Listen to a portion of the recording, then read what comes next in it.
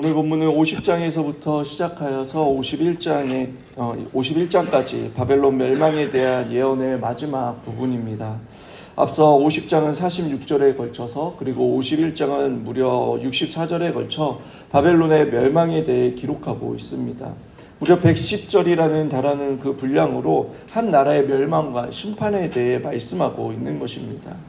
하나님께서는 왜 이렇게 긴 장을 할애할 만큼 바벨론 멸망에 대해 예언을 하고 계시는 것일까요? 그리고 누구에게 이 말씀을 주시는 것일까요? 그것은 바로 들을 귀 있는 사람, 즉 하나님께서 선택하신 자들, 남겨진 자들에게 주신 말씀이며 이 하나님의 말씀을 듣고 위로와 소망을 갖도록 해주시기 위해 주신 말씀이라는 것입니다. 여러분 한번 생각해 보십시오. 이 바벨론 멸망에 대한 소식을 제일 먼저 알게 된 사람들은 바벨론 포로에 끌려간 자들과 예루살렘에 남겨진 자들입니다. 그들은 이미 예레미야를 통해 바벨론의 포로 기간이 70년이라는 것을 알고 있었습니다. 그리고 그 징계의 기간이 끝나면 바벨론도 멸망하게 될 것이고 또 예루살렘으로 귀환하고 회복하게 될 것이다라는 그 소망을 갖게 되었던 것입니다. 시작이 있으면 끝이 있다라는 것을 알고 하는 것과 끝을 알지 못하고 하는 것은 엄청난 차이가 있지 않습니까? 비록 하나님께서 말씀하신 대로 이스라엘의 죄로 말미암아 징계를 받고 멸망을 당하였지만 하나님께서 약속하신 대로 70년의 그 포로 생활 후 바벨론이 멸망당한다라는 그 예언의 말씀을 확신한 사람에게는 포로 생활은 고통과 고난의 시간만은 아니었습니다. 어제 말씀처럼 멈추지 말고 걸어가라는 말씀과 또 이미 바벨론에서 너희는 자식을 낳고 밭을 일구며 살아가라는 그 말씀에 순종한 사람들이 있었습니다. 그들은 그곳에서 회당을 세우고 또 자신들의 죄를 반성하며 하나님의 말씀을 가르치고 배우기를 시작했습니다. 대개 바리새인들의 시작을 이때로 봅니다. 그렇게 그들은 하나님의 말씀을 듣고 또 마음에 새기며 하나님의 말씀을 통해 소망을 품고 이방 땅에서 노예로 살아갔지만 바벨론에서 일상을 살아내라고 하신 그 하나님의 말씀을 듣고 마음에 새긴 사람, 그리고 훗날 바벨론이 멸망하여 귀환한다라는 말씀을 마치 마른 땅의 단비처럼 큰 소망을 가져다주는 말씀으로 그들은 받았을 것입니다. 이처럼 하나님의 모든 말씀은 여러분 강팍한 세상을 살아가는 우리에게도 큰 위로와 소망을 주며 유익을 주는 생명의 말씀이며 우리 또한 다시금 듣고 또 마음에 들어서 가슴에 새겨야 할 진리의 말씀인 것입니다. 많은 사람들은 그 멸망의 때가 다가와도 57절에 내가 고관들과 지혜 있는 자들과 도백과 태수들과 용사들을 취하게 하리니 그들이 영원히 잠들어 깨어나지 못하리라 라고 말씀하고 있습니다. 자신들의 교만과 권력과 인력에 취해 여러분 하나님의 말씀을 깨닫지 못하고 결국 58절에 마지막 그 심판의 때를 맞이하게 되는 사람들이 있다라고 말씀하고 있습니다. 사랑하는 여러분, 저와 여러분은 어떻습니까? 혹시 이번 주에 담임 목사님을 통해 주신 그 말씀이 생각이 나십니까? 어제 읽었던 성경 본문이 생각이 나십니까? 나에게 주신 그 하나님의 음성을 간직하고 계십니까?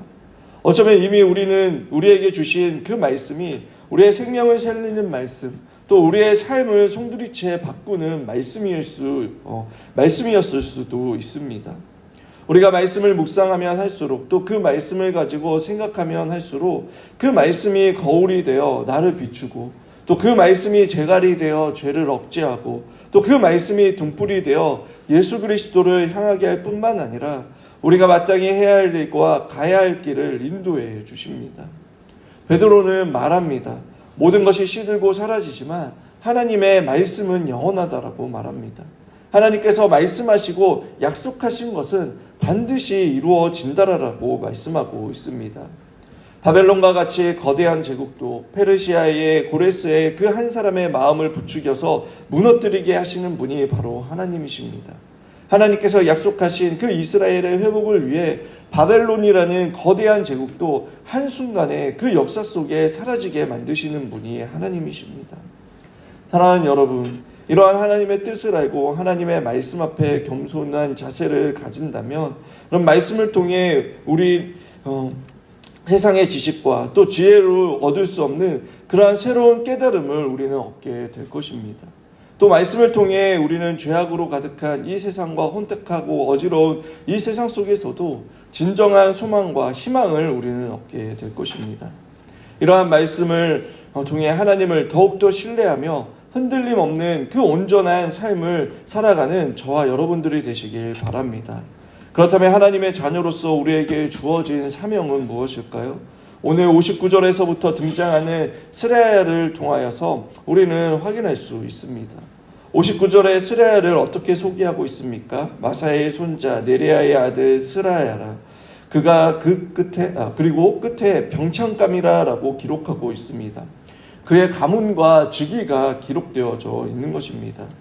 우리 성경에는 병창감이라고 번역을 하였는데, 병창감은 군사작전에 필요한 인적 물적 자원을 관리하고 보급하는 그러한 사령관을 이야기합니다.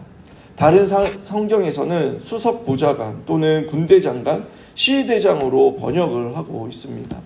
어찌됐든 이 왕의 최측근으로서 왕을 보필했던 고위 관료였습니다. 또 그는 32장 16절 또 36장 27절에 보시면 예레미야의 예언을 기록한 바룩이라는 그 사람의 형제이기도 하였습니다. 그에게 지금 맡겨진 일이 무엇입니까? 60절에 이 에레미야가 바벨론에 닥칠 모든 재난과 곧 바벨론에 대하여 기록한 이 모든 말씀을 한 책에 기록하고 스라야에게 말하기를, 너는 바벨론에게 이르거든 삼가 이 모든 말씀을 읽고 말하기를, 여호와여 주께서 이곳에 대하여 말씀하시기를 이 땅을 멸하여 사람이나 짐승이 거기에 살지 못하게 하고 영원한 폐허가 되리라 하셨나이다 하라 하니라. 즉 스라야는 바벨론의 멸망을 기록한 그 두루마기 책을 가지고 바벨론으로 가지고 가야 할 뿐만 아니라 바벨론에 도착했을 때에 이 기록된 말씀을 읽어야 했습니다. 물론 바벨론 성 광장에 들어가 한복판에서 읽는 것이 아니라 포로로 끌려간 유대인 공동체 내에서 읽는 것이었지만 이건 역시 쉬운 일이 아니었을 것입니다. 뿐만 아니라 본문에서 읽어라는 이 히브리어 단어는 그냥 읽는 행위를 이야기하는 것이 아닙니다. 청중들에게 특별한 말이나 메시지를 전달하는, 그렇게 크게 선포하듯이 읽는다라는 의미가 있습니다. 그래서 그 의미를 번역해서 다시 직역을 하면, 그리고 너는 보라, 그리고 너는 이 모든 말씀을 소리내어 선포하라 라고 번역할 수 있습니다. 여러분 한번 상상해 보십시오. 스라야가 이 바벨론의 멸망을 큰 소리로 읽었을 때에 그냥 소리를 높여서 읽었겠습니까? 아마 두렵고 떨린 마음으로, 그 하나님을 경외하는 그 충만한 마음으로 읽지 않았겠습니까? 시드기야 왕 제4년이면 아직 예루살렘 성과 성전이 무너지기 전입니다. 이제 곧 성이 함락되고 하나님이 거하시는 성전이 불타는 최대의 비극을 겪게 될 것입니다. 그리고 약 70년이라는 시간 동안 이방인들의 그 땅과 우상의 본거지에서 이스라엘 백성들과 그들은 살아야 했습니다. 그렇기에 스라야는 이 낙심과 절망, 슬픔과 아픔 가운데 있는 유대인을 향해 바벨론의 멸망과 이스라엘의 회복의 말씀을 전하며 끝까지 견디고 하나님에 대한 신앙을 잃지 않고 살아가도록 그 하나님의 말씀을 그들 마음 가운데 심겨지도록 해야 했습니다. 그것이 이방인들 땅에서 하나님의 말씀을 선포하고, 그리고 63절에 너는 이 책을 읽기를 다한 후에 책을 돌에 메어 유브라데 강 속에 던지며, 바벨론에 대한 그 심판의 내용이 담긴 두루마기를 돌에 묶어 강에 던지는 것을 통해 반드시 하나님께서 이 바벨론을 심판하실 뿐만 아니라 그리고 다시 회복하실 것이다 라는 그 메시지를 이 행위를 통해 선포하며 보여주고 있는 것입니다. 이것이 이방인 땅에서 그에게 주어진 사명이었습니다. 그가 받은 말씀대로 바벨론 땅에서 순종하며 살아내는 것이 바로 그의 사명이었던 것입니다. 그럼 만약 스라야가 예레미야가 전해준 이 두루마기를 간직하는 것으로 만족했다면 어떻게 되었을까요? 아무런 일도 일어나지 않았을 것입니다. 하나님께서 예레미야를 통해 스라야에게 전해주신 명령에 스라야가 순종함으로 그 순종을 통해 포로로 끌려온 자들에게 소망을 갖게 하는 자가 있었을 것이고, 누군가에게는 오늘 하루를 살아갈 힘을 그 말씀을 통해 얻었을 것입니다. 또 누군가는 큰 슬픔과 절망 가운데 있는 자들에게 이 말씀을 통해 위로가 되며 다시 일어서서 나아갈 수 있는 그 힘을 얻었을 것입니다. 저와 여러분 역시 마찬가지입니다. 매주 성경을 읽고 묵상하고 설교를 듣는 것을 마치 학교 숙제를 하듯 그렇게 해서는 안 됩니다. 다시 말해 말씀을 듣고 은혜를 받았다라는 그 느낌만으로 만족해서는 안 되는 것입니다. 마치 하나님께 출석 도장을 찍듯이 그렇게 나와서도 안 됩니다. 그 말씀이 나의 말씀이 되기 위해서는 그 말씀을 통해 정말 은혜를 받았다면 우리의 삶 속에서 말씀대로 작은 것 하나라도 순종할 때에 그 말씀을 순종함으로 다른 사람들을 불편하게 만들고 싫어할 것 같고 손해를 보고 부담스럽고 어쩌면 큰 용기를 내야 하는 상황에 있다 할지라도 하나님의 말씀에 옳은 일이라면 자기를 부인하고 순종할 때에 하나님께서 하실 그 큰 일들을 우리는 보게 되는 것입니다.